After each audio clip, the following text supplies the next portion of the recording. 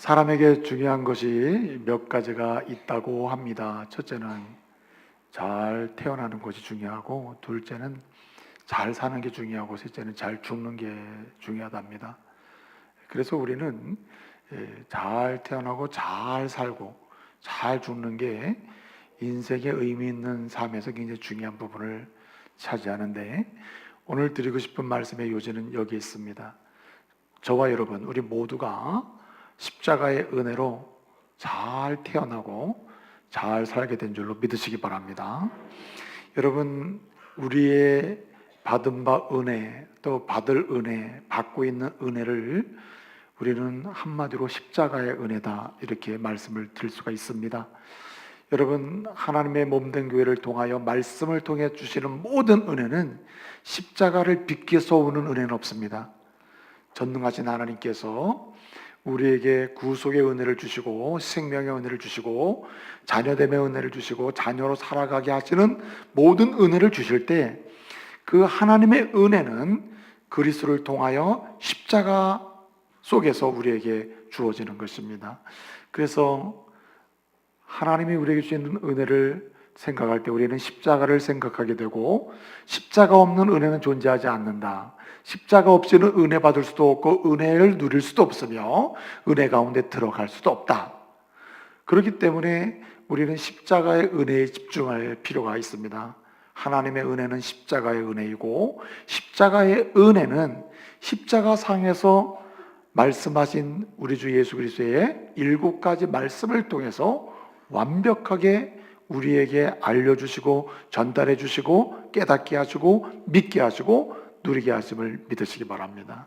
그래서 여러분, 하나님의 은혜는 십자가의 은혜, 십자가의 은혜는 십자가상의 예수님의 맺은 7원의 말씀을 통해서 우리에게 주어진다는 거예요. 그래서 우리 예수님의 7원을 우리가 묵상하고 있는데, 십자가상의 7원 중에 1원이 무엇입니까? 가상 1원, 저들의 죄를 사해 주옵소서, 용서해 주옵소서 하는 거 아니에요? 그래서 십자가, 하나님의 은혜는 우리를 죄에서 용서해 주시는 거거든요. 죄를 사해 주시는 거거든요. 이 죄 사함의 은혜는 십자가를 통해서 오는데, 십자가에 달리신 예수 그리스도의 죽으심과 피 흘리심을 통해서 우리의 죄를 정케 하시는 죄 사함의 은혜가 주어짐을 믿으시기 바랍니다. 그리고 또 뿐만 아니라 우리 주님이 우리에게 주시는 그 은혜는 십자가의 은혜인데, 십자가의 은혜는 구원의 은혜입니다. 죄와 사망 가운데 있을 때, 우리가 영적으로 죽어 있을 때, 그래서 우리가 지옥의 권세 아래 들어갈 수밖에 없게 되었을 때, 우리 주님이 십자가에 죽으시고 피 흘리심으로, 그 피로 인하여, 보혈로 인하여 우리를 죄에서 정케 하시고, 누구든지 그 피의 능력을 믿는 자마다, 예수를 믿는 자마다 구원을 얻게 하신 줄로 믿습니다. 그래서 십자가의 은혜는 구원의 은혜다. 십자가의 은혜는 제사함의 은혜이며, 또한 이 사실을 믿는 믿음의 자들에게 주시는 구원의 은혜, 이것이 하나님의 은혜이고 십자가를 통해서 주시는 은혜라는 사실입니다. 그래서 이 1원과 2원을 생각해 보면, 가상 1원, 가상 2원을 생각해 보면, 이 두 말씀은 한마디로 우리가 어떻게 태어났는지를 알려줍니다.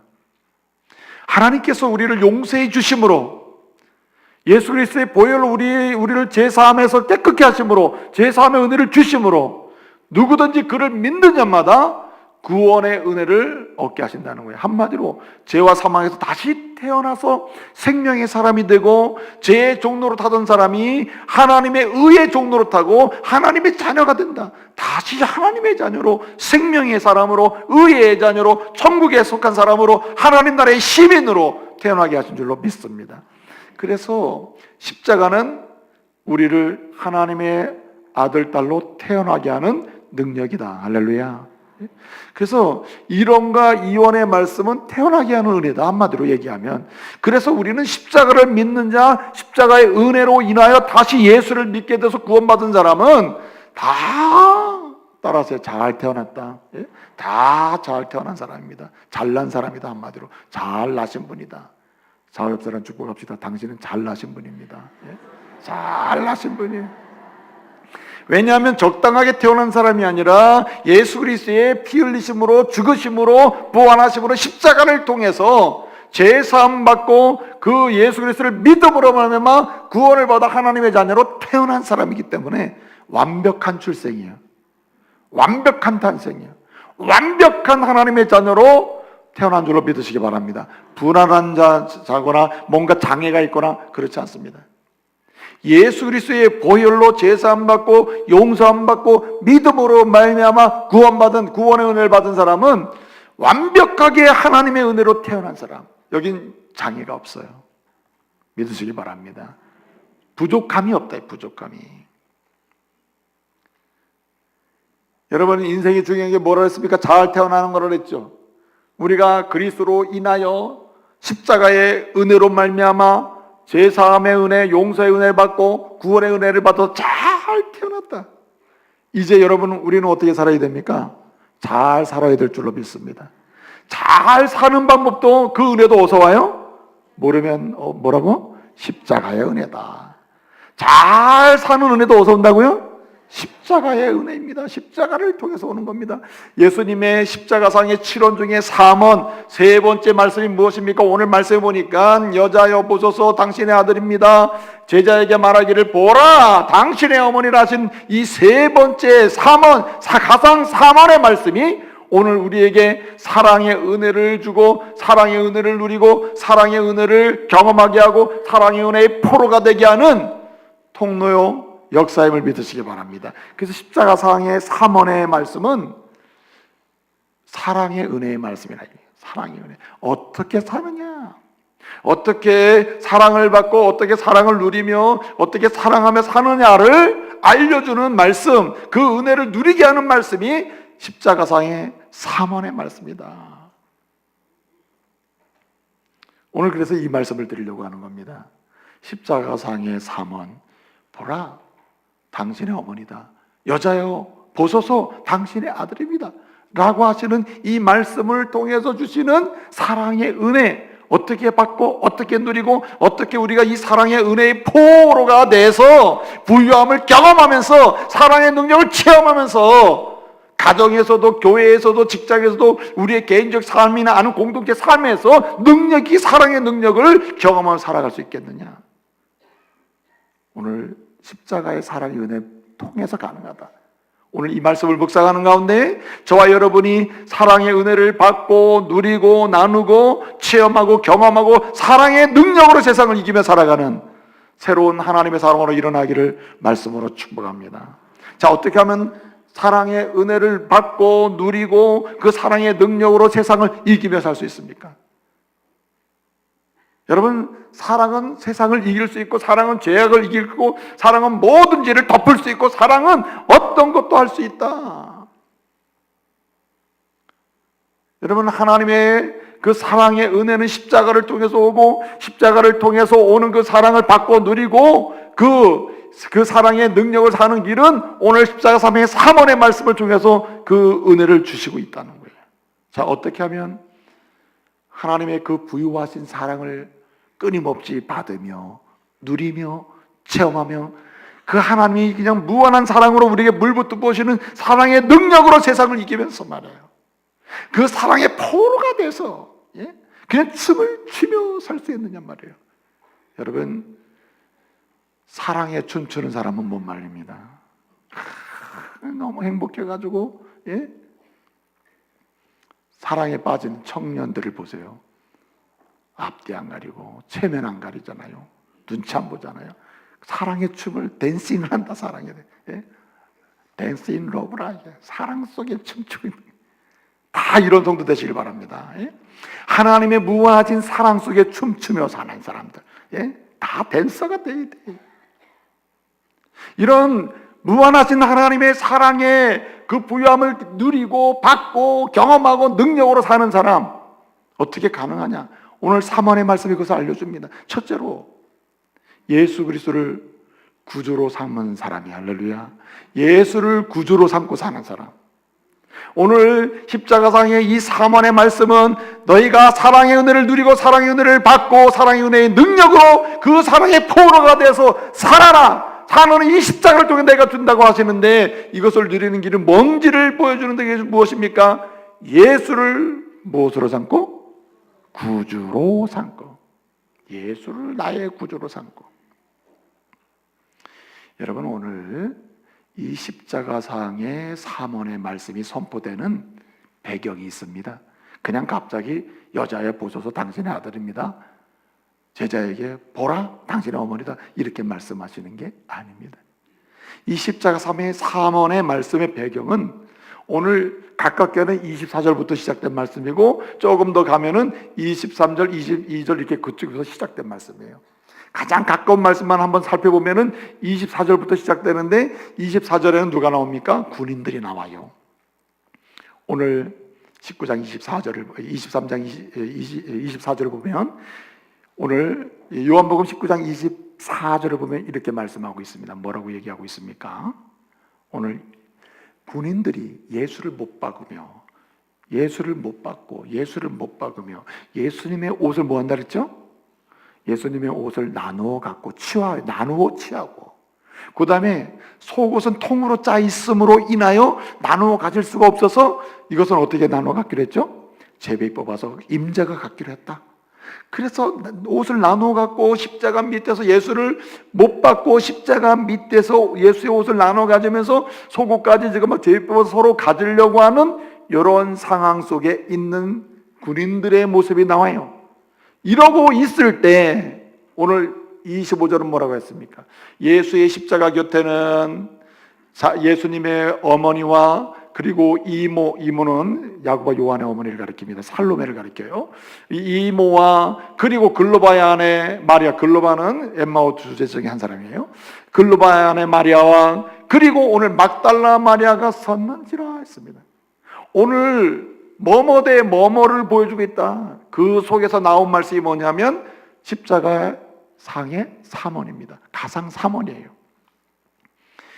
여러분, 오늘 여기 군인들과 여기 여인들이, 군인들 여인들 대군인들이 이렇게 대비돼서 대조되고 있는 것입니다. 군인들은 어떤 사람들입니까? 오늘 십자가 있는데 와 있어요. 십자가 밑에 있어요. 그런데도 불구하고 그들은 계속해서 그들의 관점은 무엇입니까? 예수를 십자가에 못 박고 예수를 통해서 일거리도 얻고 예수 때문에 돈도 받고 예수 때문에 옷도 나눠 갖게 되고 예수 때문에 명예도 얻고 권력도 얻고 예수로 이용해가지고 자기의 삶을 마음껏 영위해가는, 예수에는 관심이 없으나 예수 때문에 덕을 보고 사는 사람들. 여러분, 예수 믿지 않는 모든 세상 사람들은 오늘 하나님의 일반 은총을 통해 예수 그리스도의 일반 은총을 통해서 삶을 살아가는 은혜를 입었음에도 불구하고 살아가는데 불구하고 예수 상관없이 자기의 명예와 권력과 쾌락을 추구하면서 지금도 나누어 갖는 일에 몰두하는 사람들이다. 오늘 여기 4명의 여인이 나옵니다. 그들은 십자가 곁에 서 있습니다. 그들은 예수의 옷에 관심 있는 게 아니에요. 예수의 속옷에 관심 있는 것도 아닙니다. 예수를 통해서 명예나 권력과 뭔가 이익을 얻는 데 관심 있는 것도 아니에요. 그들의 눈은 오직 십자가에 달리신 누구? 예수 그리스도에 가 있어요. 예수 그리스도. 십자가에 달리신 예수 그리스도, 그분에게 눈이 가 있어요. 그분을 나의 뭐로 삼고? 구주로 삼고. 십자가에 달리신 예수 그리스도, 당신이 십자가에 달리셔서 지금 죽어가고 계시는데 당신은 나의 구주시라, 나의 구원자시라, 내 인생을 복되게 하시는 분이라, 내 인생을 인생되게 하시는 분이라, 지금까지 세상적으로 살던 내 인생을 하늘에 속한 사람으로 살게 하는 분이라. 주님을 바라보고 있다. 이 사람이 뭘 누려요? 주의 사랑 누리게 될 줄로 믿습니다. 사랑의 포로가 되는 거예요. 사랑의 포로. 여러분, 오늘도 이 시대는요, 두 부류입니다. 군인들 부류냐 아니면 여인들 부류냐. 교회도 똑같아요. 교회도 수많은 사람이 올라옵니다만은, 교회에 올라왔으나 십자가 밑에 있으나, 십자가에 달리신 예수 그리스도 안에 있으나, 밑에 있으나, 어떠한 부류는 예수는 상관이 없어요. 지금 예수 이름으로 모였긴 했지만 예수는 나와 관계가 없어요. 나는 예수 이름으로 인해서 뭔가 떨어지는 뭔가 권력, 이익, 뭔가 명예나 누리면 되고, 오히려 쾌락, 내 마음의 즐거움만 누리면 되는 거예요. 한 부류는 내가 명예도 권력도 그게 중요한 게 아니라 당신이 내 인생의 주인이고 당신으로 인하여 내 인생의 변화가 일어나고 내 소속이 이 땅에서 하늘에 속한 사람이 되고 제 종로로 타는 사람에서 하늘에 속한 의의 종로로 타는 사람이 되고, 할렐루야. 그거 바라보고 사는 사람이 있다 이거죠.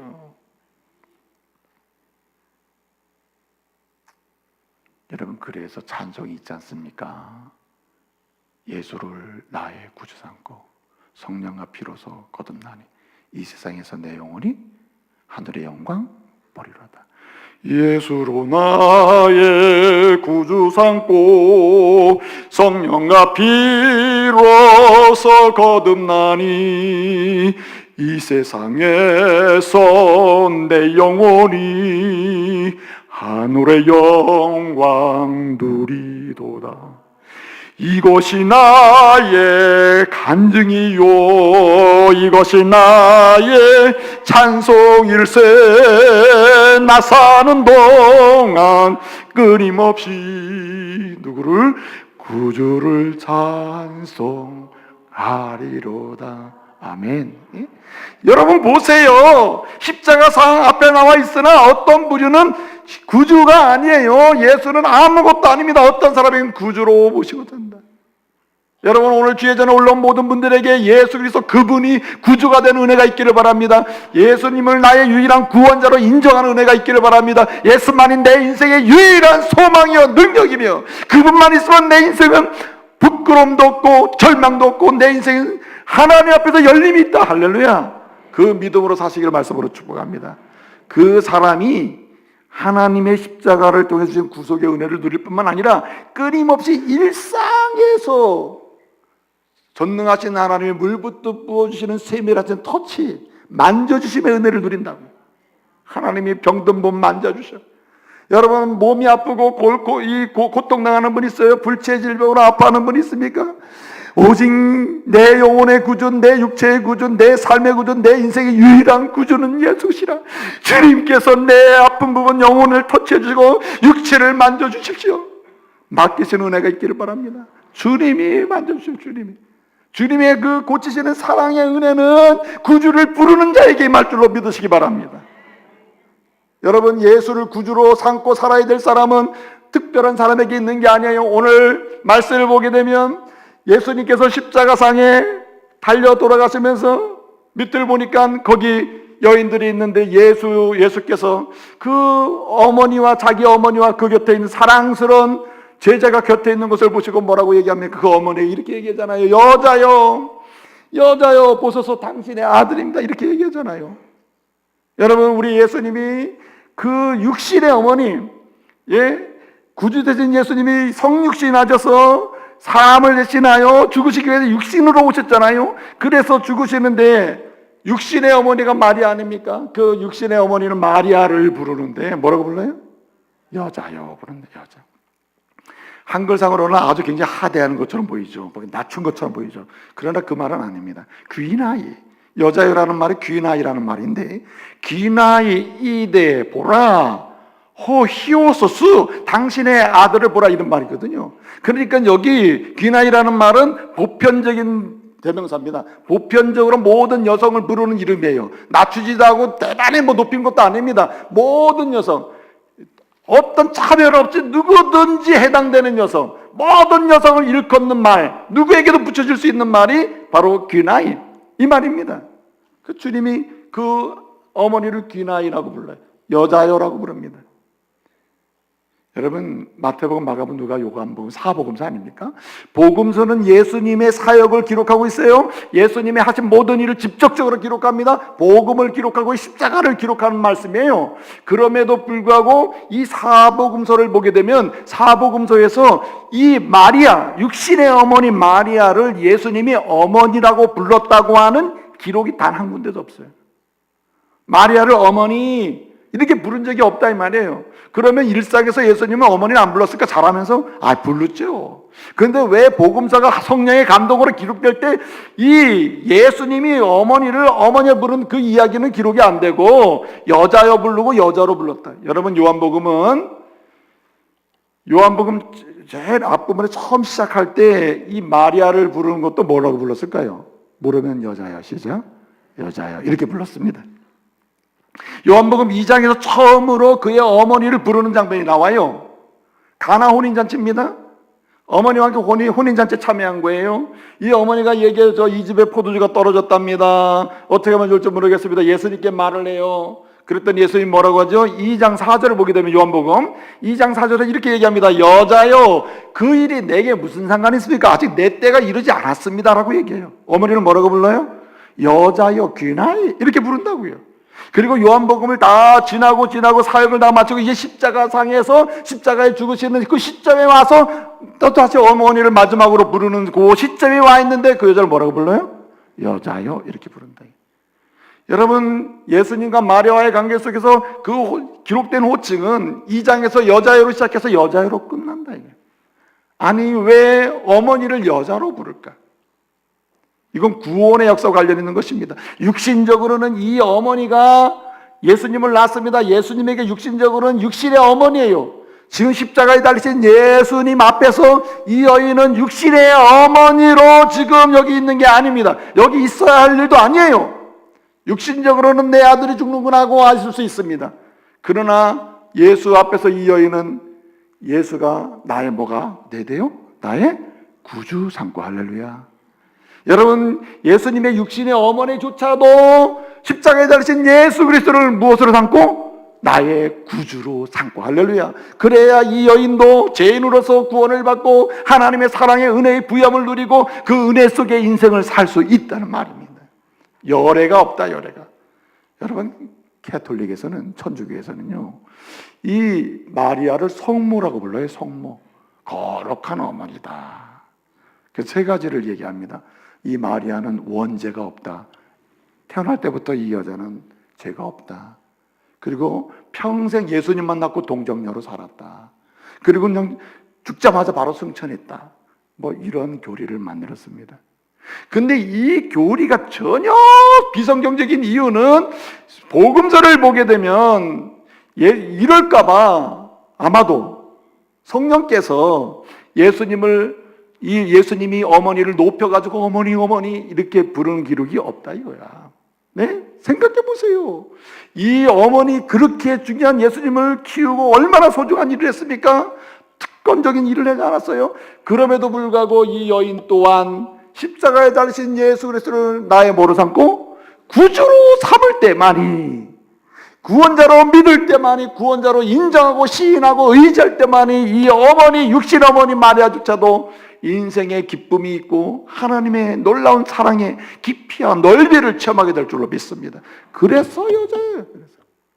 여러분, 놀랍게도 여러분, 우리 예수님이 곧 태어날 것이다, 당신을 통해서 이 성령으로 잉태될 것이다 이렇게 알려주잖아요. 누가복음 1장에 보게 되면.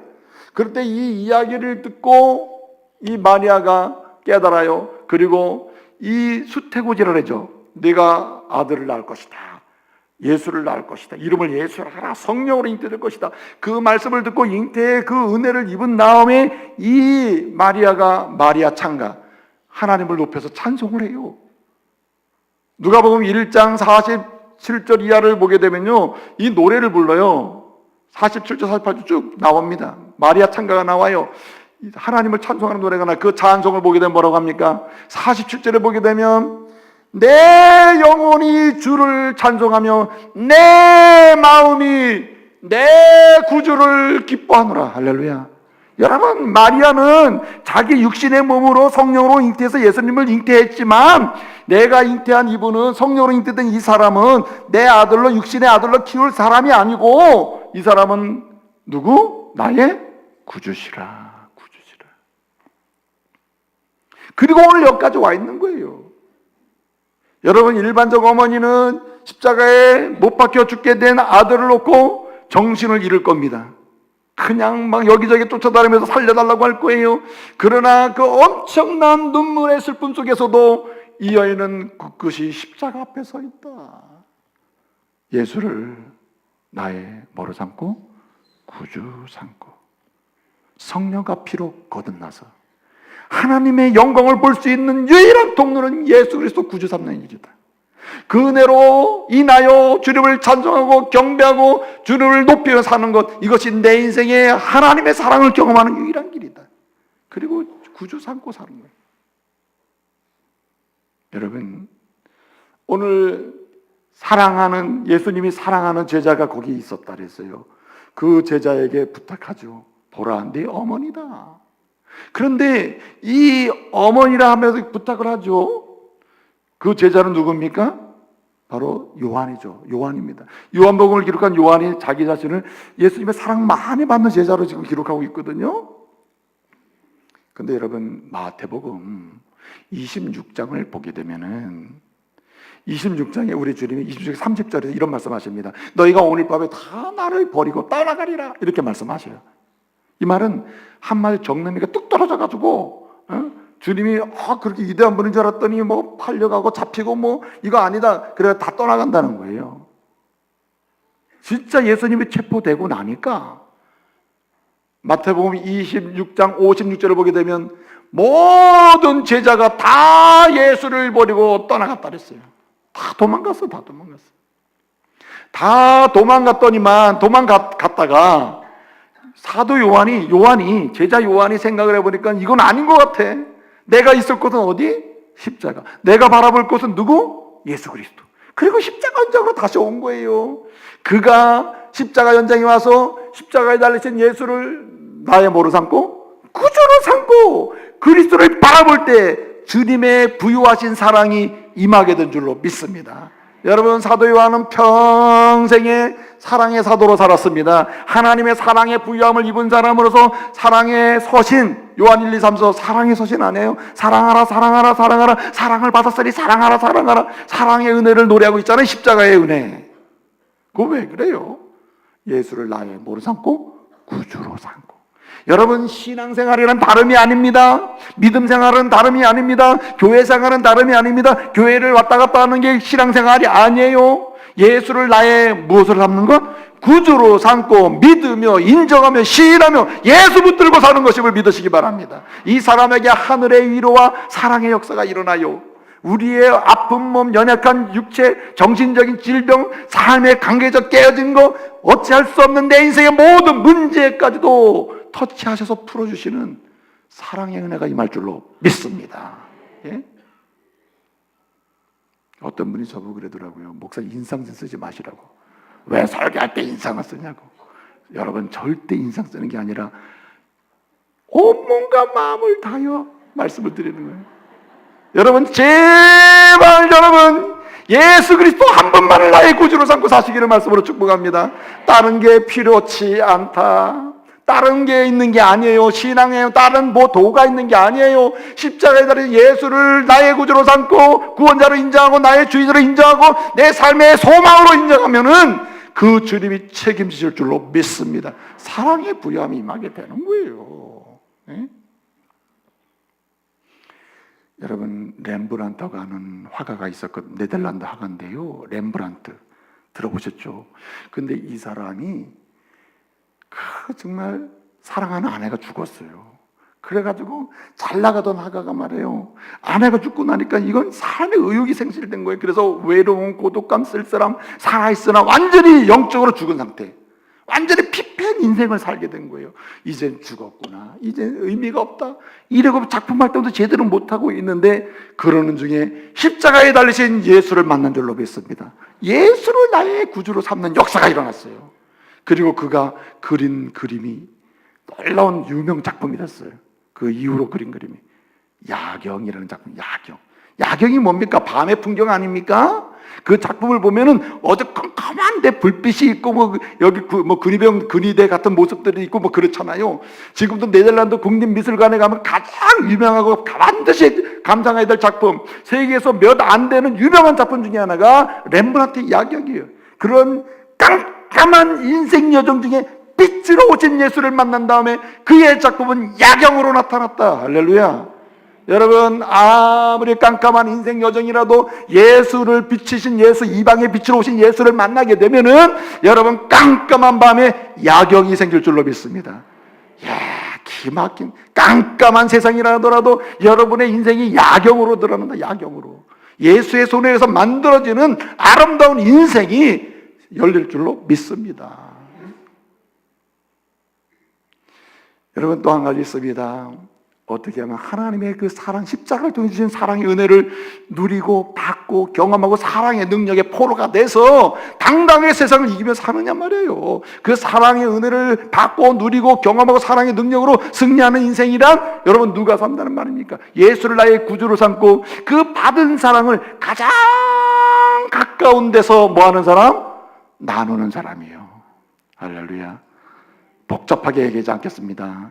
여러분, 하나님의 이 사랑의 은혜 구주로 삼고 예수를 구주로 구원자로 삼고 사랑의 은혜를 끊임없이 누리게 되는데 그 받은 사랑을 가장 가까운 사람에게부터 하는 거예요. 따라합시다. 효도하며 사시길 바랍니다. 가장 가까운 누구의 부모 아니요, 날 낳아준 부모에게 효도해야 되는 것입니다. 오늘 예수님이 십자가상에서 그 피 흘리시고 목마름 속에 아주 기막힌 극한 상황 속에 있으면서도 그를 낳아준 육신 어머니, 그 어머니를 배려하고 있잖아요. 요한에게 부탁하고 있잖아요. 여러분, 예수님은 본래 날 때부터 효자예요. 날 때부터. 여러분, 마리아 창가 마리아가 수태고지 당신은 아들을 낳을 것입니다. 성령으로 잉태되어서 예수를 낳을 것입니다. 이름 예수라 반드시 하시오 라는 수태고지의 말씀을 듣고 난 다음에 마리아 창가를 부르게 되는데, 찬송을 부르게 되는데, 그 찬송 중에 누가복음 1장 48절에 보게 되면 이런 노래가 나옵니다. 무슨 노래가 나오냐면은 거기에 노래를 하는데 이렇게 부르고 있어요. 뭐라고 하냐면 만세에 이후로부터 만세에 복 있는 여자라 일컬음을 받을 것이다. 누구 때문에? 예수를 잉태한 것 때문에. 만세에 오고 오는 세대로부터 내가 어떻게 되느냐? 복 있는 여자라고 일컬음을 받는다 그랬어요. 그러니까 예수님은 출생하는 것부터가 뭐예요? 효자라, 효자. 그리고 예수님을 보게 되면요, 예수님은 전생애가 다 효도입니다. 효도. 하나님의 아버지의 그 크신 사랑을 가장 가까운 데서부터 보여주고 나타내신 분이 예수님이에요. 여러분, 우리가 잘 알다시피 누가복음 2장을 보게 되면요, 2장에 예수님이 12살 됐을 때 예루살렘으로 명절제로 올라갑니다. 근데 여러분 잘 알다시피 명절 마치고 돌아와야 되는데 부모가 그냥 같이 오는 줄 알고 내려오는 중인데 하루길을 와서 보니까 예수님이 안 계셔요. 없어. 예수님이, 소년 예수가 12살 된 소년이. 그래서 생각하기를 어떻게 생각했었냐면은 일가 친척과 아는 친척 형제들하고 같이 막 내려오겠지. 그리고 하루길을 지났는데 그냥 안 보여.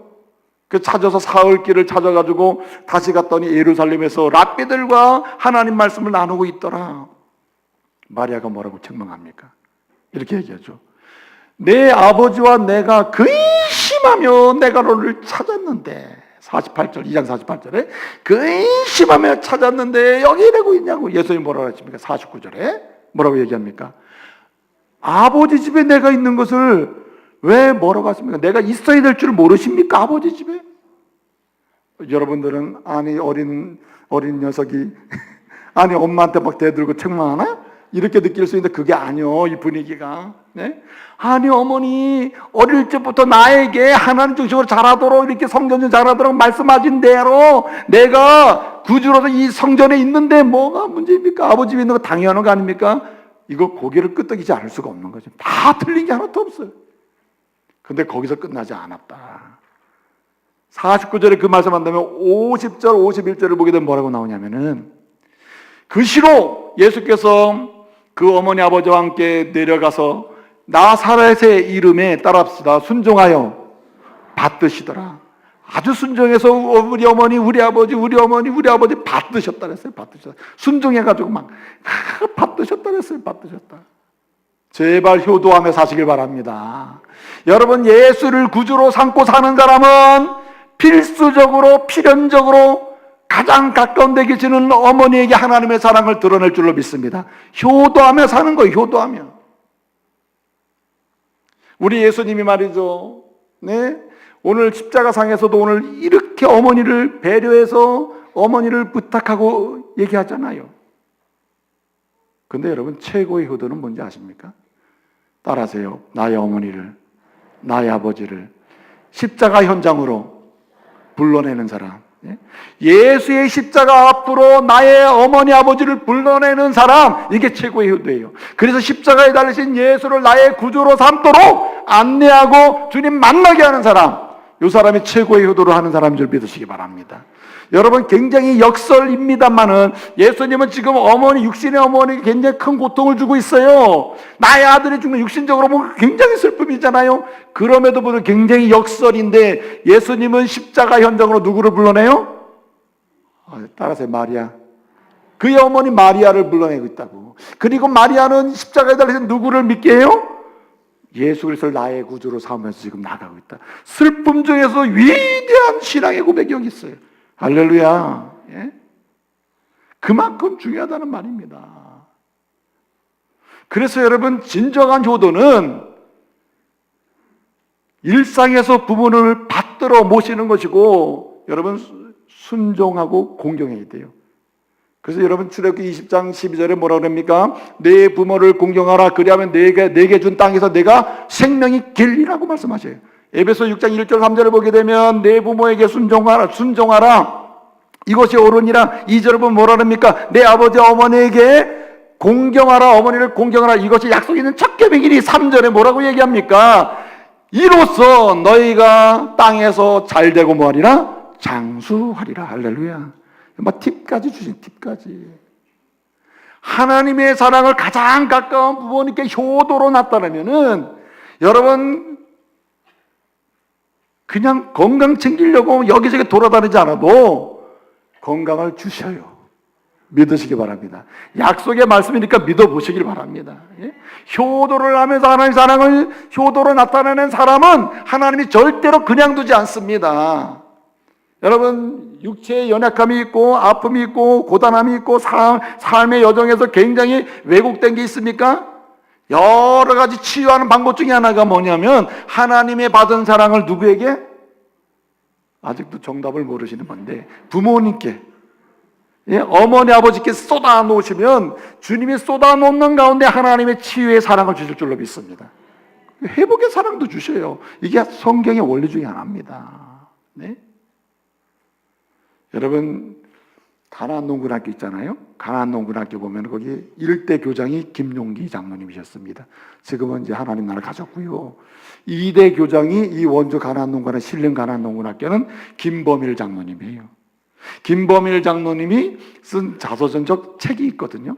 그 책을 몇 년 전에 나왔는데 그 책을 제목이 뭐냐면 꿈을 꾸는 자는 이루리라 하는 책이에요. 꿈꾸는 자가 이루리라. 그 책을 읽어보니까 이 김범일 장로님이 자기 얘기를 썼어요. 뭐냐면은 그 김용기 장로님이 조국과 민족을 위하여 하나님 나라를 위하여 이 표어를 가지고 산 사람 아닙니까? 아주 훌륭한 분이잖아요. 그러니까 이 아버지가 그냥 이 아들을 키우는데 새벽 4시 되면 가서 교회 종을 치게 하는 거예요. 새벽 종이 울렸는데 이렇게 해서 종치기 하고, 그때 일어나 종치고 나면 바로 가정 예배 드리고 뭐 드리고 그 즉시로 바로 고구마 농사 무슨 농사 뭐 그냥 농사 일을 하게 하는 거예요. 그리고 밤 11시가 돼야 잠을 자는 거야. 그러니까 이 청소년 시절에 이 아들이 김범일 장로님 말이에요. 난 도저히 이렇게 못 살겠다는 말이죠. 그리고 가출을 해버린 거예요. 가출했더니 이 김용기 장로님 편지를 쓴 거예요. 사랑하는 아들아 해가지고 이 아버지가, 예? 이 아버지가 일제시대 때도 막 신사참배 막 하라고 안 하고 그래서 안 한다고 해가지고 경찰서에 끌려가서 매를 그렇게 맞으면서도 그 일본 경찰이 내 신사참배 안 한다고 하는 이 뜻을 꺾지를 못했는데, 내가 조국과 민족을 위해서 하나님 나라를 위해 살겠다는 아버지의 뜻을 꺾으려고 네가 가출을 하느냐? 어? 다시 돌아오라. 나는 너를 사랑한다. 이 아버지는 조국과 민족을 위하여 하나님 나라를 위해서 일하는 사람인데 그 아들이 이게 싫다고 가출하면 내가 어떻게 일을 하겠느냐? 사랑하는 아들아, 돌아오라. 너야말로 돌아와서 아버지의 뜻을 이어서 이 일을 해야 될 사람이다. 이렇게 편지를 썼다는 거예요. 그 편지를 받고 이 김범일 장로님이 그냥 3일 동안 울었대. 3일 동안 그 책에 보면 3일 동안 막 바위 같은 걸 붙들고 막 울고, 예? 내가 부르자구나. 그리고는 집으로 돌아갔다는 거예요. 그래서 뭐 어떻게 됐다는 얘기입니까? 김범일 교장 장로님 같은 훌륭한 분이 나왔다. 지금 그 얘기하는 거예요. 여러분 김범일 장로 지금 세계적으로도 이렇게 존중받고 있잖아요. 예? 그 시작이 뭔지 아십니까? 효도예요, 효도. 하나님으로부터 받은 사랑을 가장 가까운 데 계시는 누구에게? 어머니, 아버지에게 하는 사람은 그 길이 열릴 줄 믿으시기 바랍니다. 여러분 해도 이것도 해도 안 되고 저것도 해도 안 되고 이런 분들 있죠. 그런 분들은요 한 번쯤 검토해 볼 것 중에 하나가 뭐냐면 나는 효도 잘하고 있는데 이거 한번 해야 돼. 이거 부모 속썩이진 않았나? 부모에게 불순종하거나 공경하지 않는 잘못을 범하지 않았나? 한번 돌아볼 필요는 있어요. 여러분 부모님 살아계실 때 효도하시기 바랍니다. 후회가 막심합니다. 돌아가시면. 예? 여러분 효도해서 좋고 효도하는 대로 하나님이 약속하신 복을 주시는 얼마나 좋아요. 땅에서 잘 되고 장수하는 비결이 효도에 있다는데 하나님의 사랑을 가장 가까이 주시는 부모님께 내 부모한테 효도하는 게 뭐가 그렇게 문제가 됩니까? 우리 교회 아내들은 안 그런데 다른 교회 여성들은 시부모한테 하는 거 아주 싫어한다더라고. 예? 또 다른 교회 남성들은 친정부모한테 하는 걸 그렇게 싫어한다니 그 복 받게 생겼어요. 우리 교회 성도들이 복 받는 이유는 아마도 maybe 아마도 효도했기 때문인 줄 믿습니다. 효도 좀 하고 사세요. 예? 그 효도를 못하면 사랑한다는 말을 못합니까? 어떤 분은 얘기하기를 하도 교회가 바빠가지고 어머님을 찾아볼 수가 없습니다. 왜 우리 교회 핑계를 대냐고. 예? 목사님들이 그런 분이 있어요. 목사님, 어머니, 아버지 목회가 하도 바빠서 그런 분들 목회 거의 안 한다고 봐야 돼. 여러분 목회가 아무리 바빠도 주님은 부모를 효도 안 하는 것을 용인하지 않습니다. 하나님의 사랑은 어디서부터 나타난다고요? 가장 가까이 계신 어머니를 향하여 나타난다. 아버지를 향하여 나타난다. 할렐루야. 우리 원주 중부교회 성도들 여러분 제가 그러잖아요. 원주에서 효자를 찾으려면 어디로 가라? 중부교회로 가라. 그러면 효자가 그냥 다 효자다. 효자 그냥. 이런 은혜가 있기를 말씀으로 축복합니다. 예? 의도적으로 계획을 세워서 효도를 해야 돼요. 하나님의 사랑 그렇게 실현되는 곳에 하나님의 사랑이요 예상치 못한 예측할 수 없는 하나님의 사랑이 물붓듯 부어집니다. 예? 길을 갈 때도 들어올 때도 나갈 때도 하나님의 사랑이 물붓듯 부어지는 줄 믿으시기 바랍니다. 놀랍지 않아요? 그 다음에 마지막 한 가지 꼭 드리고 싶은 말씀이 있습니다. 무엇인가 하면은 여러분 오늘 여기 말씀을 보게 되면은 한마디로 해서 이렇게 가까이 나눈 하나님의 사랑을 모든 사람에게 베푸는 사람이 되라는 거예요. 여러분 좌우에 있는 사람이 요한이 되고 그리고 마리아가 되는 은혜가 있기를 바랍니다. 좌우에 보니까 어르신이 계셔 여러분의 어머니라 여러분의 아버지라 마리아가 이 시대의 마리아가 여러분 옆에 있고 여러분 옆에 보니 내 아들 같은 요한이 여기 있다. 할렐루야. 그런 시각이 열리는 은혜가 있기를 바랍니다. 오늘 여러분 말하잖아요. 예수님이 어머니에게 얘기하잖아요. 여자여 보소서. 눈을 어디로 돌렸을까요? 예수님이 요한에게 돌려가지고 여자여 보소서. 이 사람이 누구예요? 당신의 아들입니다. 그리고는 이 요한에게 가르치면서 요한아 보아라. 이 사람이 누구라고? 너의 어머니. 새로운 가족관계를 만들어주는 거예요. 새로운 가족관계. 마리아에게는 요한이 아들이 되고 요한에게는 마리아가 어머니가 되는 거 이게 어떻게 가능합니까? 여러분 십자가에 달리신 예수 안에서 새로운 가족관계가 형성됨을 믿으시기 바랍니다. 누구든지 차별을 두지 말고 나의 어머니로 나의 형제로 이렇게 축복하며 나갈 때 하나님의 사랑은 그냥 이슬비처럼 스며들어요. 이슬비처럼 사이사이 스며들어요. 톨스토이가요 쓴 단편 소설 중에 왕과 청수부라는 소설이 있어요. 왕과 청수부. 어느 날 왕이 말이죠 잔치를 벌렸습니다. 모든 내가 초대하는 사람 다 오게 하라 초대를 했습니다. 초대했는데 신하가 질문해요. 왕이시여 초대하긴 초대하는데 그러면 자리 배치 중에 다른 곳은 그냥 여기저기 앉히면 되는데 왕의 우편에는 누구를 앉히면 좋을까요? 거기는 굉장히 중요한 사람이 앉아야 되는데 누구를 앉히면 좋을까요? 왕이 얘기합니다.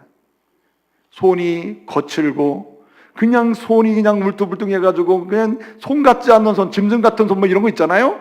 그냥 너무 상한 손 이런 손 가진 사람을 내 우편에 앉혀라. 소설에 나오는 얘기예요. 성경에 나오는 얘기 아닙니다. 그렇게 앉혀라 이렇게 얘기합니다. 그러니까 신하들이 그냥 그 립스션 홀에 그냥 들어오는 사람들을 소음 검사를 하니까 전부 매끈매끈해가지고 무슨 파우더를 바르고 로션을 발라가지고 그냥 손이 그냥 얼마나 깨끗한지, 그런 사람은 여기저기 그냥 마음대로 가서 앉으시오. 드디어 한 사람이 나타났는데 그냥 손이 거칠거칠하고 엉망인 손이 들어온 사람이, 아이고 당신이 찾았다고. 왜 그러십니까? 따라오라고. 왕이 우편에 딱 앉혀줘요. 왕이 묻습니다. 당신의 그대의 손은 어째 이렇게 손이 거친 거? 네, 죄송합니다. 부끄럽습니다. 저는 직업이 청소부인데 우리 동네, 우리 마을, 우리 도시 지저분한 거, 사람들이 신경 쓰기 싫은 거, 비켜가는 거 다 제가 치워가지고 위생적인 삶을 살게 하고 사람들을 웃게 만들고 인상 뜨는 곳을 다 치워가지고 사람들을 기쁘게 만들고 그냥 사람들의 부족한 거 다 치워주면서 하다 보니까 그냥 정신없이 일하다 보니까 손이 이렇게 됐습니다. 왕이 뭐라래? 너야말로 나의 복을 받을 자다. 예? 여러분, 이 시대에 하나님 나라의 청소부 되시기 바랍니다. 예? 여러분의 동네에 영적인 청소부가 돼야 돼요. 힘들어하고 아파하고 하는 먼저 찾아가서 위로해주고 먼저 찾아가서 축복해주고. 여러분, 마태복음 15장 40절 말씀 보기도 뭐라고 얘기합니까? 지극히 작은 자 한 사람에게 한 것이 누구에게 한 것이니라? 곧 나에게 한 것이니라. 지극히 작은 자. 예? 좌로 봐도 우로 봐도 그냥 쳐다보기 싫은 사람, 그 사람을 뭘로 보일 때? 어머니로 보이고 형제로 보일 때 요한으로 보이고 마리아로 보이고 나의 누님으로 동생으로 보이고, 그래서 형제를 사랑하듯 그렇게 지극히 작은 곳에다 베풀기 시작하면 이게 하나님의 역사가 일어나는 거예요. 저는 자부심이 있는 사람이라. 무슨 자부심이 있냐면은 요것만 하고 마칠게요. 우리에게 보면은 입양하신 분이 많아. 입양하신 분. 예? 아들도 낳고 딸도 낳고 다 더 이상 자녀가 없어도 되는데도 불구하고 입양을 해서 키운 분이 많아요. 그때부터 다 물어보면 왜 그러냐? 한 사람이라도 예수의 사람으로 키우기 원해서, 한 사람이라도 주님 만나도록 해서 일꾼으로 세우기 위해서 이래가지고 입양해서 키우는데 눈물이 난다고. 눈물이. 사랑하는 성도 여러분, 입양하라는 말은 아니에요. 그런 심정으로 여러분 섬기고 나누고 베풀고 귀 여기며 살 때 하나님의 사랑이 비 오듯 이슬비처럼 여러분의 전 영역에, 영혼과 삶의 영역에 스며들어 내리게 될 줄로 믿습니다. 기도하겠습니다. 은혜로 오신 아버지 하나님, 감사 찬송 영광 돌려드립니다. 주님, 십자가 상의 실현 중에 사모의 말씀을 묵상하면서 사랑의 은혜를 받고 누리고 사랑의 포로로, 사랑의 능력으로 세상을 이기며 사는 길을 막 묵상하여 싸우니 아버지, 주신 말씀대로 승리하며 사는 저희들 되게 하여 주옵소서. 예수님의 이름으로 기도합니다. 아멘.